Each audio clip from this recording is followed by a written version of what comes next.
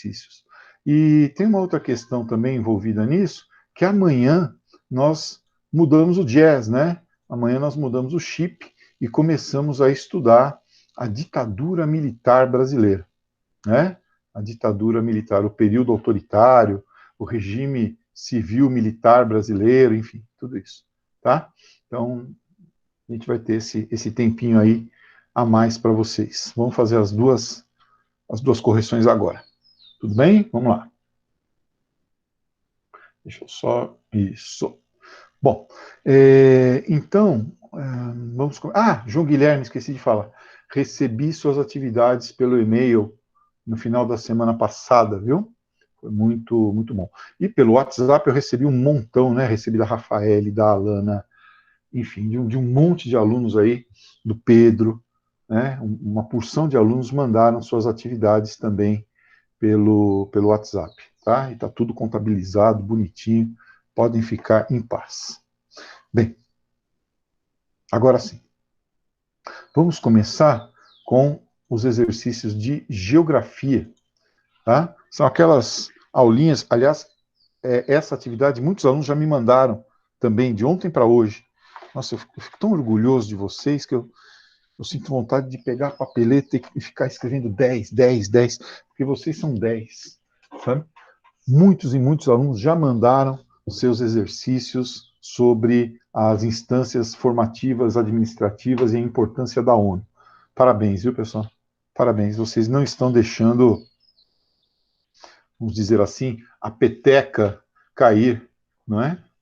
A peteca cair na pandemia. Vamos lá. O primeiro exercício nos traz aí a bandeira da ONU, com aquela projeção polar azimutal, tendo como foco o polo ártico, não é? Que privilegia, então, os países do hemisfério norte, sobretudo no contexto da Guerra Fria, aqui, ó, sobretudo no contexto da Guerra Fria, os Estados Unidos e a União Soviética, né? E os países do Sul ficam todos aqui, né, distorcidos. Quanto mais para o Sul, maior a distorção. Bem, as representações cartográficas não são neutras quando você escolhe uma projeção cartográfica, que é aquela ferramenta, né, que permite a você transferir uma realidade tridimensional, que é o real, para uma realidade bidimensional, que é o mapa. Você faz escolhas, tá? Ao longo da história, a cartografia foi utilizada como instrumento estratégico de dominação e disseminação de uma visão ideológica acerca do mundo.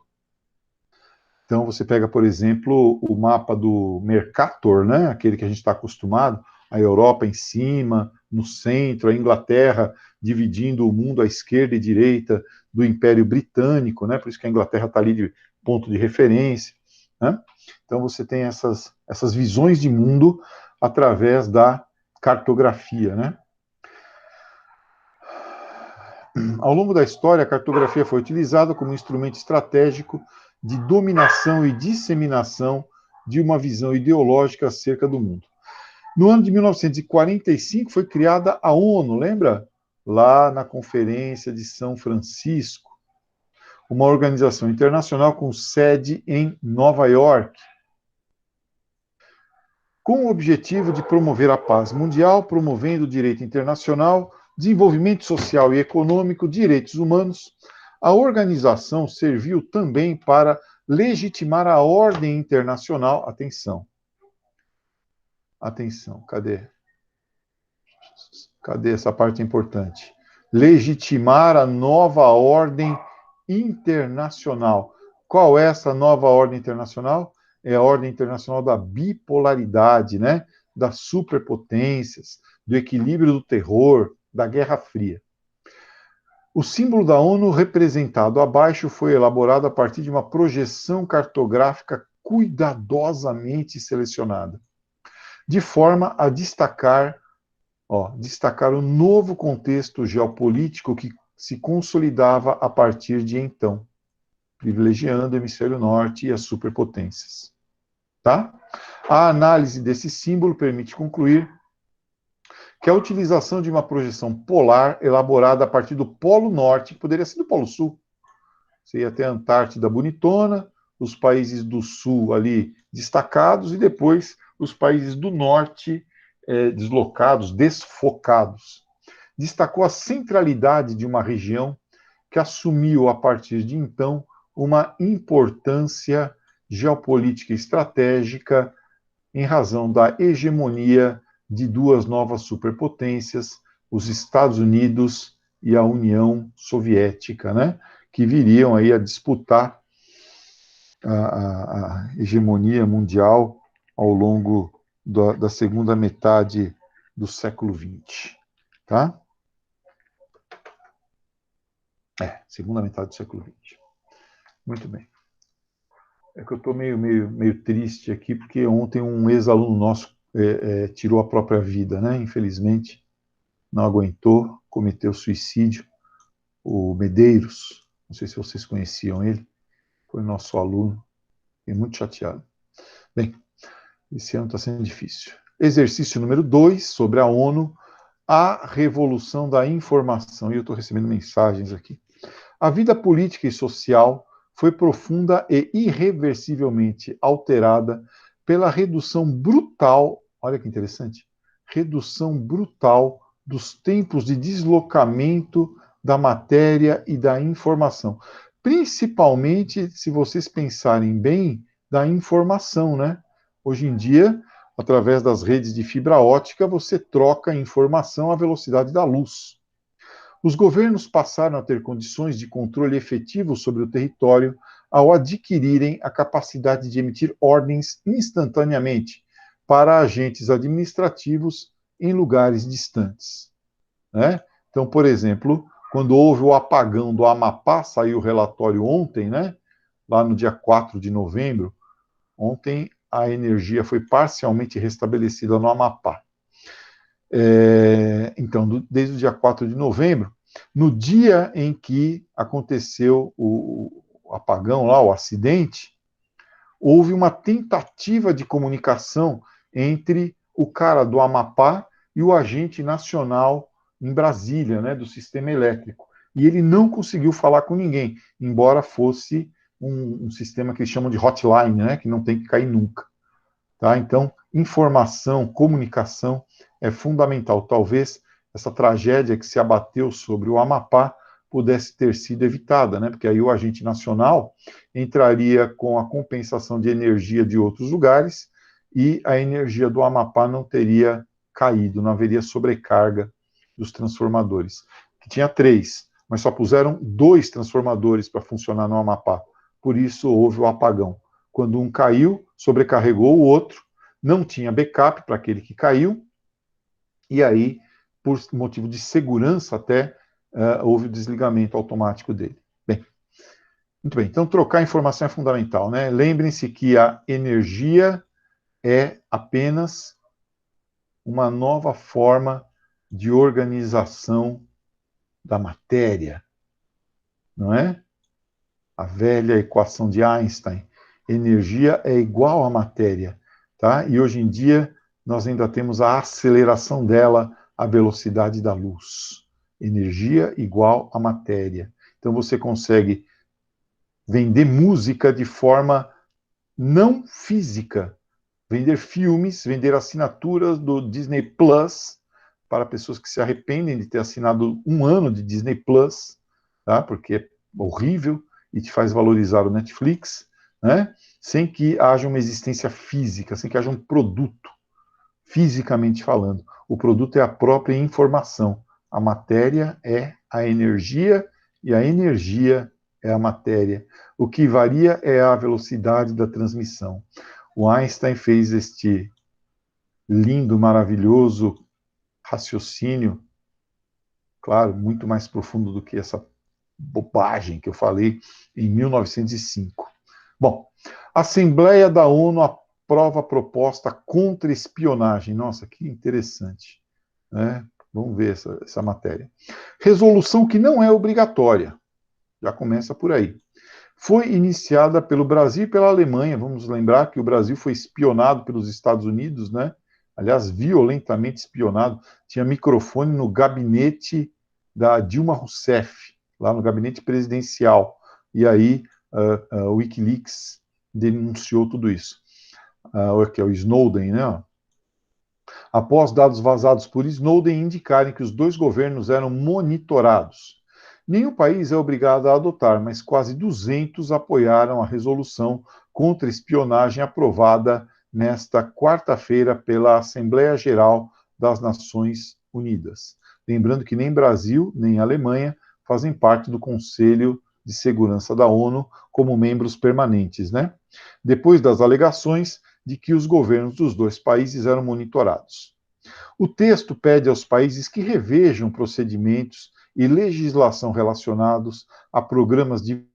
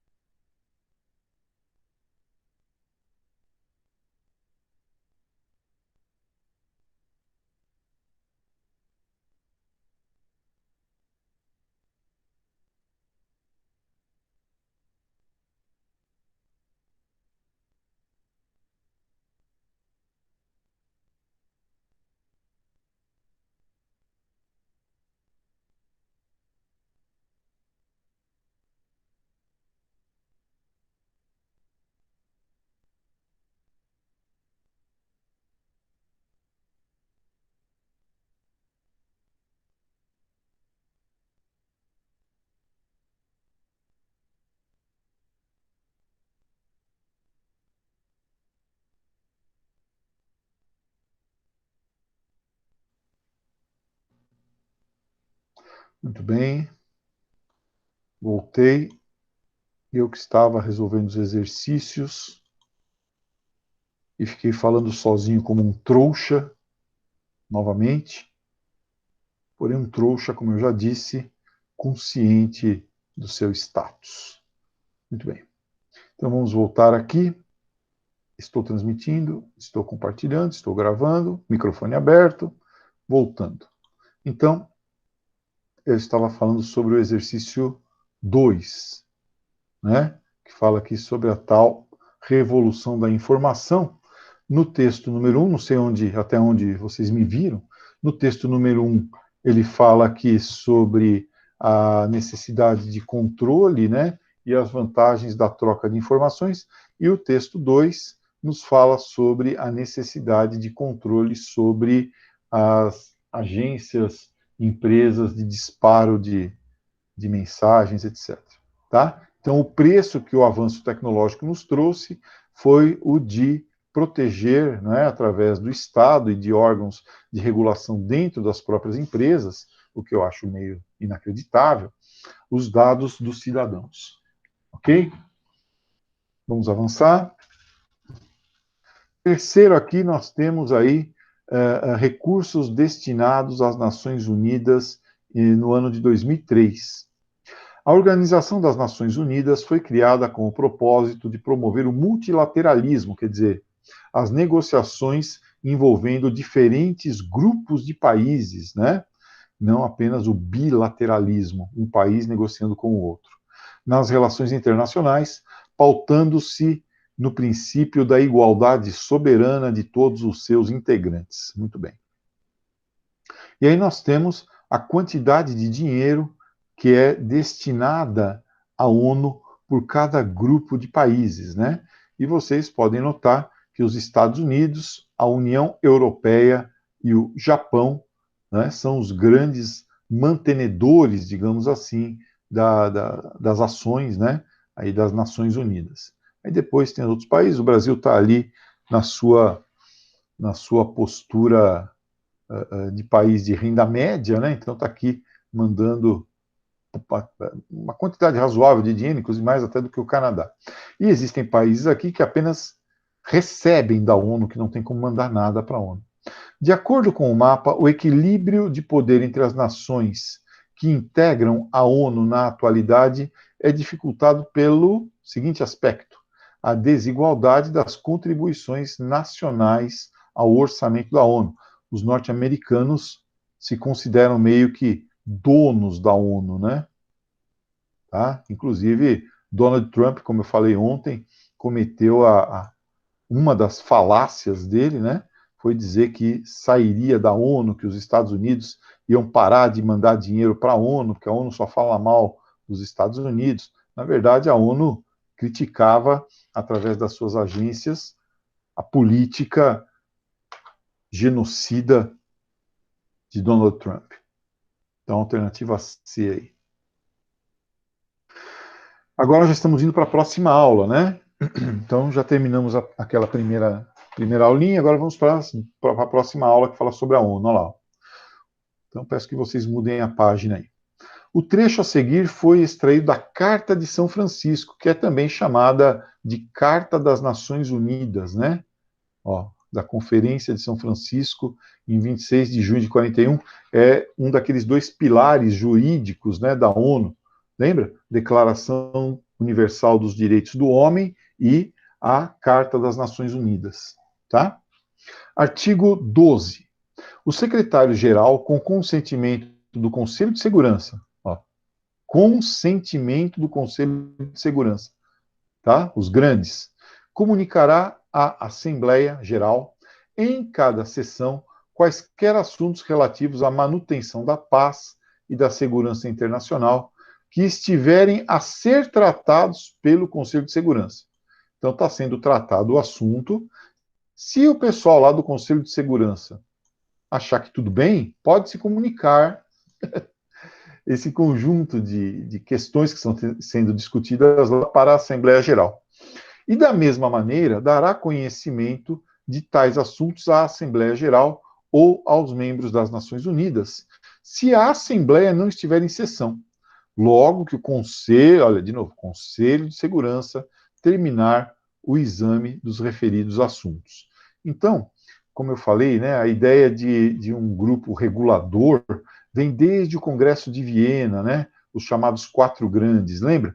História das relações diplomáticas, nós temos lá os quatro grandes: Rússia, Áustria, Prússia e Inglaterra, que derrotaram Napoleão, tá? E depois os outros países todos, que sofreram e também ajudaram a derrotar Napoleão. Terminada a guerra, a Segunda Guerra Mundial, criada a ONU, nós temos os membros permanentes do Conselho de Segurança: Estados Unidos, União Soviética, agora a Rússia, China, antes a China nacionalista, e a partir de 49, né, a China comunista, a República Popular da China, a França e a Inglaterra. O Conselho de Segurança, inclusive, vem sendo questionado. Eles têm direito a veto. Muito bem. Vem sendo questionado aí no sentido da sua ampliação e até da sua modificação. Considerando que o projeto político-diplomático da ONU está relacionado à manutenção da paz e da segurança nas relações internacionais, com base, atenção, com base na igualdade jurídica, isonomia entre os 193 países. Será que isso aqui ocorre de verdade? Se eu tenho um grupo de países que pode mais do que os outros? O que temos aqui? É correto afirmar. O Conselho de Segurança tem 5 membros permanentes, que eu citei agora, com poder de veto, só os membros permanentes, né, os membros rotativos não, né, e delibera sobre a tutela e proteção da paz e segurança nas relações internacionais ou a provocação de conflagrações legalizadas perante o direito internacional. Tá? Intervenções armadas, etc. Tá? Há uma desigualdade muito clara aí, né, entre o Conselho de Segurança e a Assembleia Geral. Rússia e China rejeitam a ameaça de guerra contra o Irã. Os americanos queriam que a ONU legitimasse uma intervenção contra o Irã. Né? Essa proposta foi lá para o Conselho de Segurança, tá? Na ONU, e a Rússia e a China foram contra isso. Foram contra. Qual era a afirmação? Que o Irã tem ligações com treinamento de grupos terroristas internacionais, que ele financia ações em guerras em outras regiões, como na Síria, e que o Irã tem um programa nuclear que logo, logo pode produzir uma bomba atômica. Vamos ver o que aconteceu. A Rússia e a China manifestaram sua inquietude com relação aos comentários do chanceler francês Bernard Kouchner, não sei falar, Bernardo Coxinha, sobre a possibilidade de uma guerra contra o Irã. Coxinha acusou a imprensa de manipular suas declarações. Vamos ouvir o que diz Coxinha. Não quero que usem isso para dizer que sou militarista. Não, eu só quero invadir o Irã e tomar posse do país e do seu petróleo, né? Invadir as mulheres, estuprar as casas, né? E, enfim. Disse o chanceler dias antes de os 5 membros permanentes do Conselho de Segurança, França, China, Rússia, Reino Unido e Estados Membros, se reunirem para discutir possíveis novas sanções contra o Irã por causa de seu programa nuclear. Então, aqui era por causa do programa nuclear. O Conselho de Segurança da ONU, só uma parte aqui. Israel, percebendo essa questão toda, tomou algumas medidas para atrasar o programa nuclear iraniano. Primeira medida, um programa de assassinato de físicos nucleares iranianos. Matou quase toda a equipe técnica, né, lá no Irã, tá? Dos caras ligados ao programa nuclear. E segundo, colocou um vírus numa central nuclear iraniana que bagunçou todo o computador, todas as operações lá, fazendo então atrasar o programa nuclear iraniano, calcula-se de 5 a 10 anos. O Conselho de Segurança da ONU pode aprovar deliberações obrigatórias para todos os países membros, inclusive a intervenção militar. O Conselho de Segurança que pode fazer isso, tá? Inclusive intervenção militar. Só que no Conselho de Segurança, se um é contra, aquela moção não é aprovada. É preciso que todos estejam de acordo. Como ilustra a reportagem. Ele é composto por 15 membros, 10 rotativos, escolhidos pela Assembleia Geral, com um mandato de 1 ano, e 5 permanentes com direito de veto. Os 10 rotativos não têm direito de veto.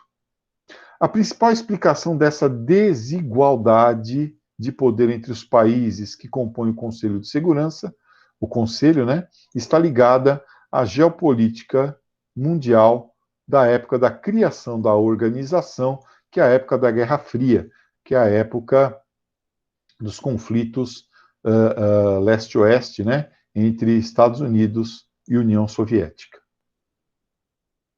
Questão número 3. Os líderes dos países que entregam também, mas integram os BRICS, Brasil, Rússia, Índia, China e África do Sul. Então, o acrônimo, né, criado pelo escritório de análise de risco Goldman Sachs, BRICS, para determinar aí países emergentes, países com grande território, um mercado consumidor amplo, recursos naturais também amplos.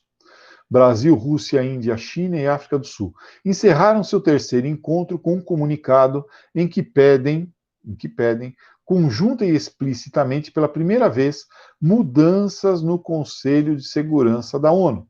Veja que dentro desse grupo, inclusive, nós temos aqui a Rússia e a China, que fazem parte do Conselho de Segurança como membros permanentes. Tá? O texto defende reformas na ONU para aumentar a representatividade da instituição, porque, afinal de contas, a geopolítica mundial mudou, né? É preciso, então, que esses novos players sejam representados.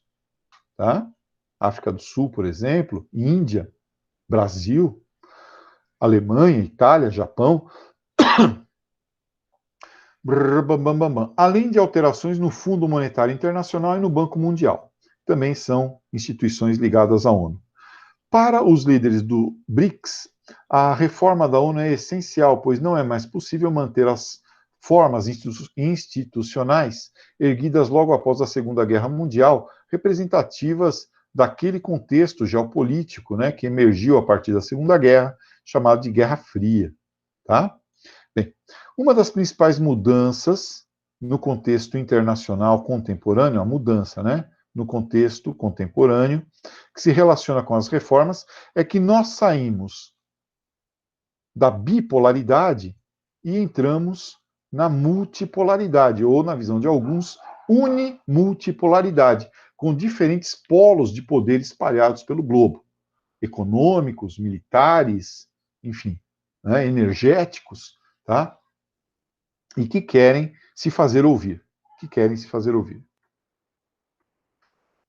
VUNESP, a era nuclear tem uma dimensão estratégica e militar, mas tem também uma dimensão tecnológica e energética. Tá? Então vamos lá. Uma dimensão, era nuclear, né?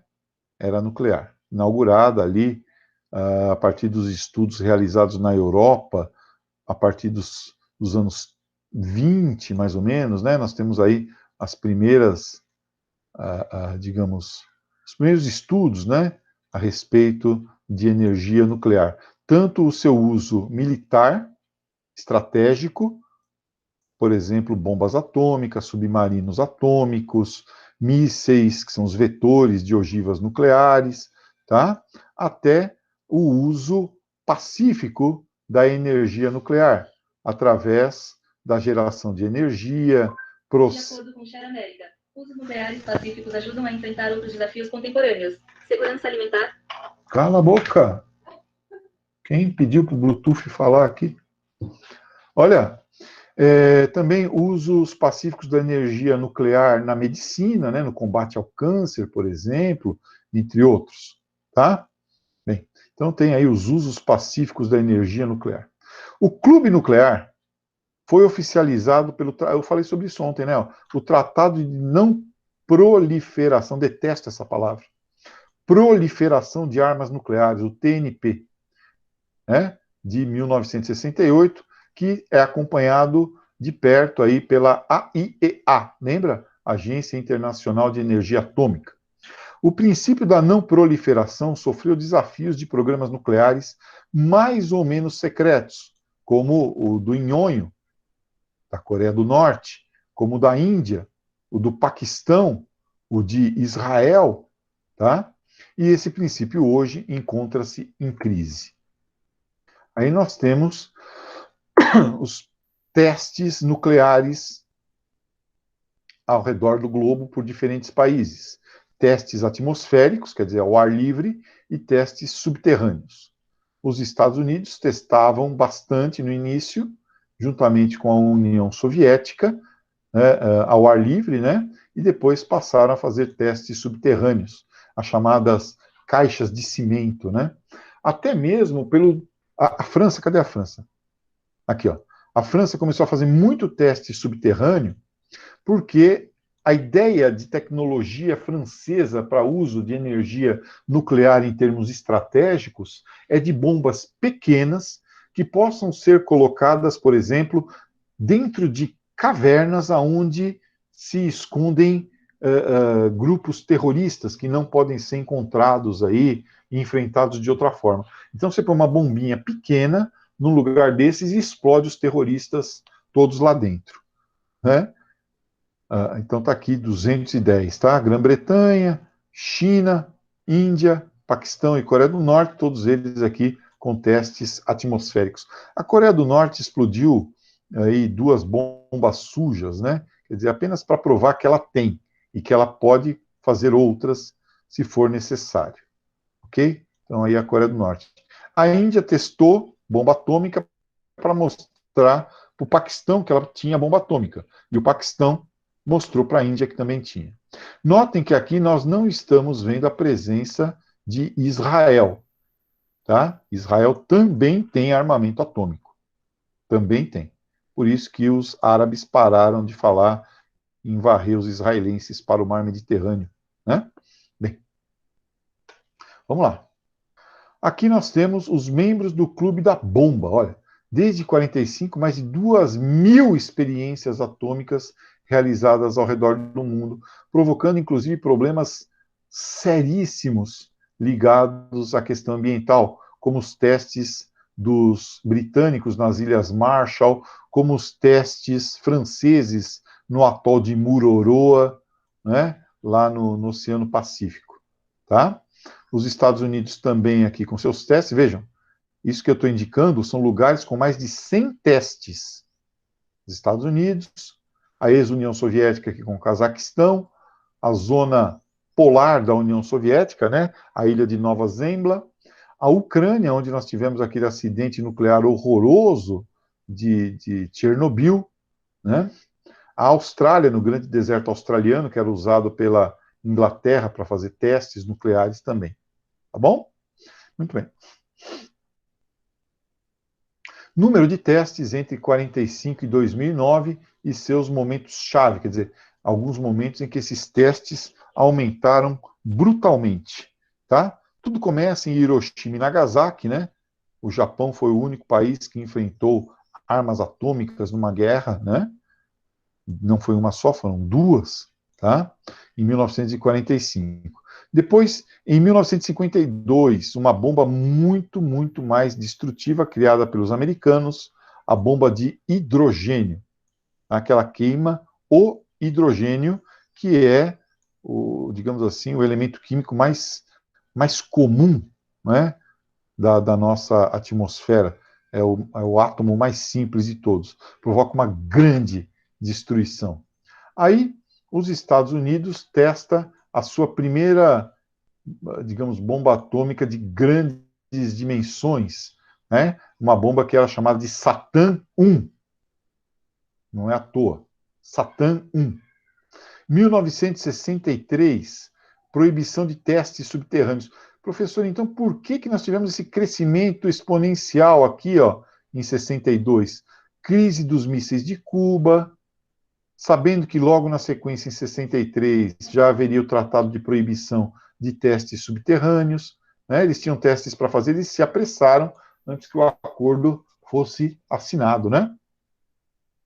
Um teste, olha aqui em 79, uma parceria entre África do Sul e Israel em testes atômicos, né? Aí vai mantendo tal. Aí nós vamos tendo o fim da Guerra Fria, né? Nós vamos passando aí para o fim da Guerra Fria, tá?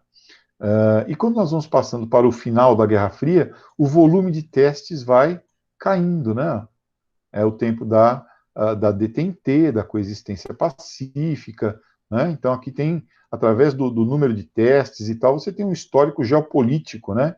Do globo a partir da Segunda Guerra Mundial. Bom, 1998, com a sobra de técnicos desempregados da ex-União Soviética, físicos nucleares à procura de emprego, Índia e Paquistão contratam esses caras e produzem cada uma aí as suas bombas atômicas. Para quê?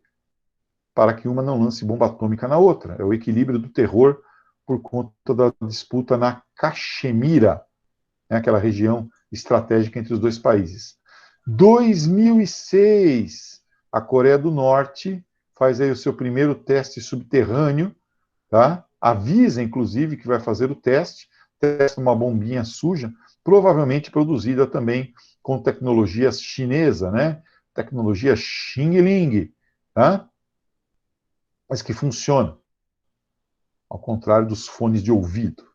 E, finalmente, em 2009, um teste nuclear de grandes proporções norte-coreano também, tá? Com Kim Jong-un, né? Fazendo esse teste aqui. É importante lembrar que nesse meio tempo há um avanço, né, das pesquisas norte-coreanas no sentido de desenvolver um vetor para não apenas ter a bomba atômica, mas para conseguir lançar essa bomba atômica. Então é preciso miniaturizar a bomba de tal forma que ela caiba na ogiva de um míssil que voe na nossa exosfera, né, que saia da atmosfera terrestre e depois retorne para atingir a costa oeste dos Estados Unidos, para atingir o Japão. Né? De vez em quando eles mandam o míssil vazio sobrevoando o arquipélago japonês, né, os norte-coreanos, sobrevoando o arquipélago japonês apenas para tirar uma chinfra, né, para tirar uma onda. Muito bem, tirar uma chinfra. Bem, então 2009. E daí ele pergunta, ufa, a partir da leitura mencione 3 características do Clube da Bomba. Isso aqui parece nome de programa de rádio. O Clube da Bomba, todo domingo, 4 da tarde. Bem, o principal grupo aqui do Clube da Bomba é composto pelos membros do Conselho de Segurança da ONU, né? Estados Unidos, Rússia, Grã-Bretanha, França e China. Tá?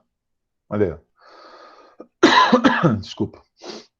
Então, eles são aí que tem os países que têm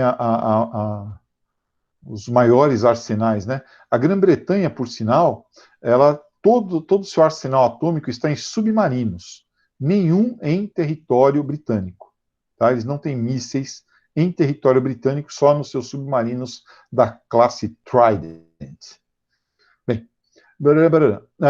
aí depois, no Clube da Bomba, nós temos países não pertencentes ao Conselho de Segurança, mas que têm capacidade de ter a bomba e testá-la. Índia, Paquistão, Coreia e Israel. E, finalmente, se vocês olharem lá o gráfico, a maior parte dos testes foram feitos de forma subterrânea, né, ou lá no Oceano Pacífico, assustando os polinésios. Bem, então, testes nucleares longe de grandes cidades, assim, diminuindo a consequência para as grandes cidades e também, de alguma forma, assegurando privacidade, né, que poucas pessoas pudessem acompanhar esse teste, que a sociedade civil, né, pudesse acompanhar esse teste. Bom, assinale as alternativas onde todos os órgãos estejam ligados à ONU. Vamos lá. Primeiro, Organização Mundial do Comércio. Ok, essa tá. Opa, essa aqui não. Organização dos Países Exportadores de Petróleo, não. Isso aqui é um cartel formado pelos países que, obviamente, exportam petróleo e aceitam determinar aí os preços do produto no mercado internacional. Então, a ONU não. Fundo para a Agricultura e Alimentação da ONU, sim. E a Unesco também. Então, a número 2 é verdadeira. 4. Fundo Internacional de Desenvolvimento Agrícola, FIDA. Não coloque aqui Fundo Organizado para Desenvolvimento Agrícola, hein? Senão vira foda.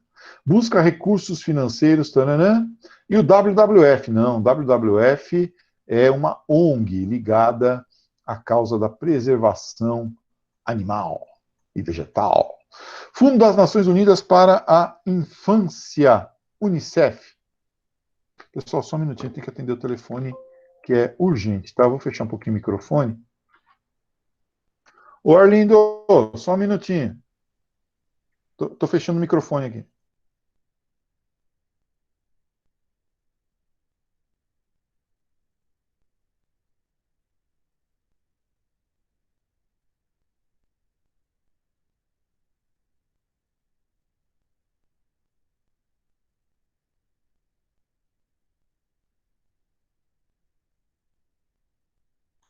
Um abraço, Maria Alice, as crianças. Tchau, tchau. Bem, então, voltando a falar, é que meu carro ficou pronto. Meu carro não, minha condução, né? Vamos voltar aqui. Muito bem. Aqui. E aí vamos nós.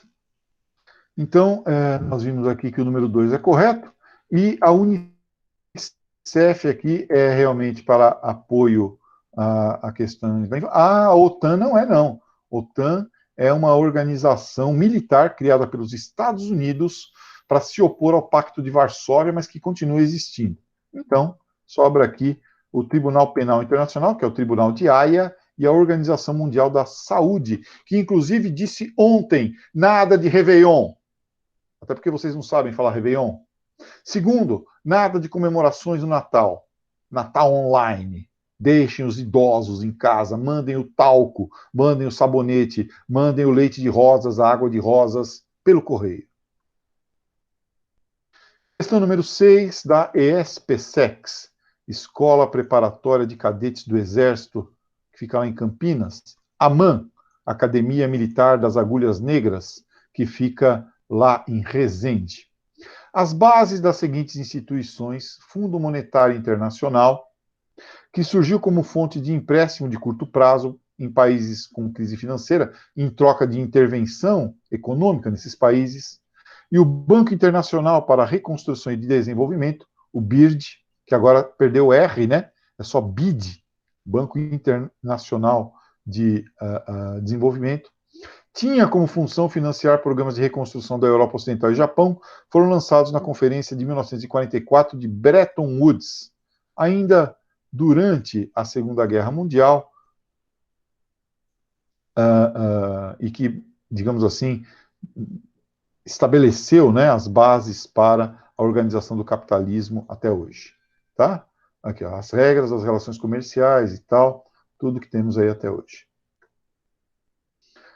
Bem, agora que nós passamos por essa etapa, nós vamos para a resolução dos exercícios de história, que são apenas 2.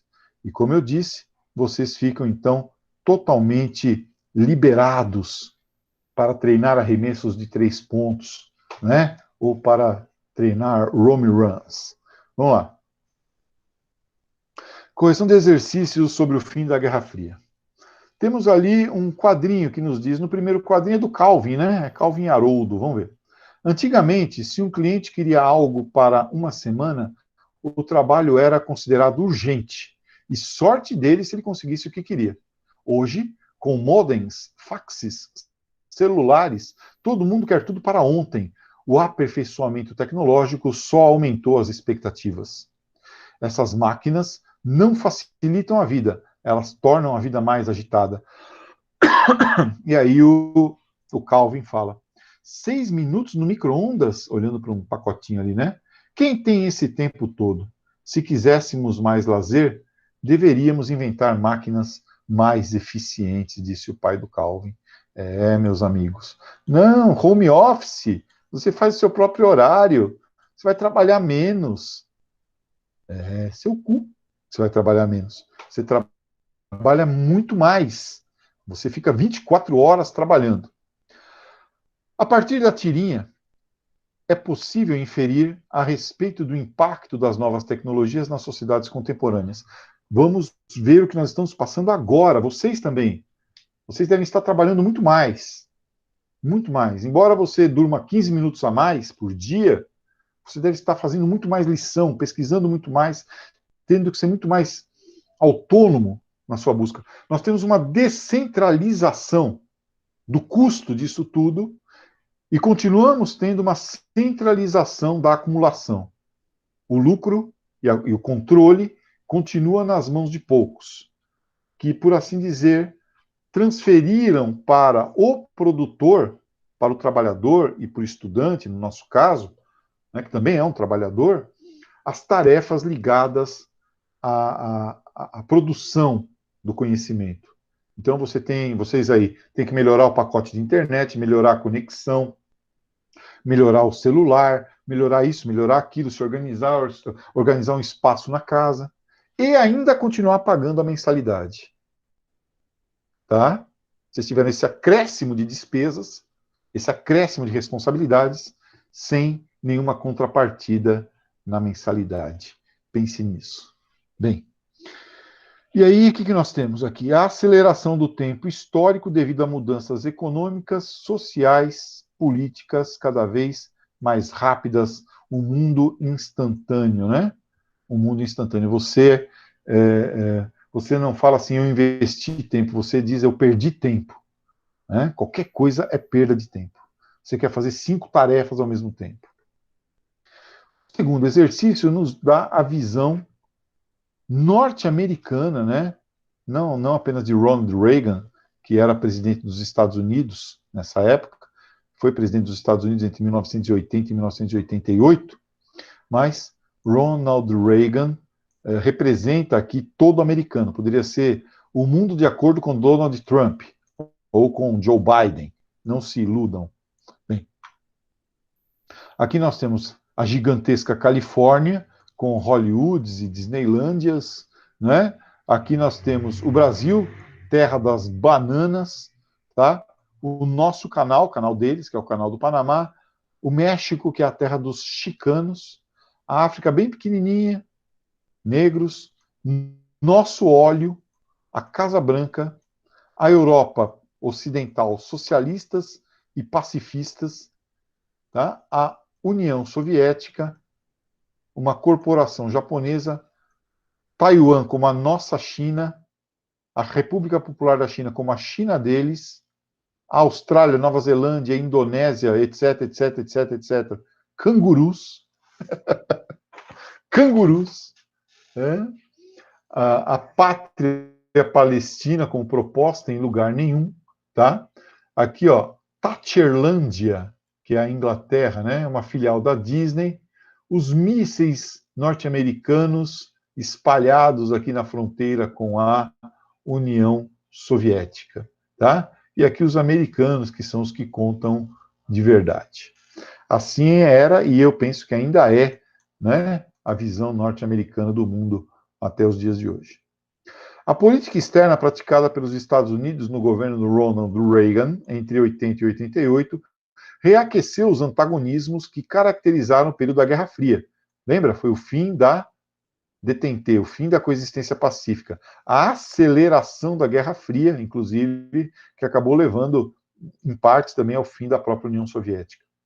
A ilustração acima faz uma representação irônica dos continentes, condizente com os ideais propagados pelo líder estadunidense. Durante o governo Reagan, duas características importantes da geopolítica dos Estados Unidos foram, então, aqui, ó, o aumento da rivalidade ideológica, o combate ao comunismo, inclusive o Papa João Paulo II, né, à época, foi muito útil aos princípios norte-americanos, e a prática do imperialismo econômico, né, a imposição dos interesses norte-americanos, seja pelo dólar, seja pelo canhão, contra todos os países, tá? Então, que se opusessem, né, aos Estados Unidos. Alternativa D.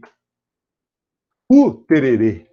E assim, com a gíria o tererê, uma gíria extremamente idosa, nós terminamos o nosso encontro de hoje. Amanhã nós teremos um encontro de história, em que nós vamos começar a discutir a ditadura militar brasileira, tá bom? Boa sorte, mandem lição, falem com o Luciano e fiquem com Deus. Namastê.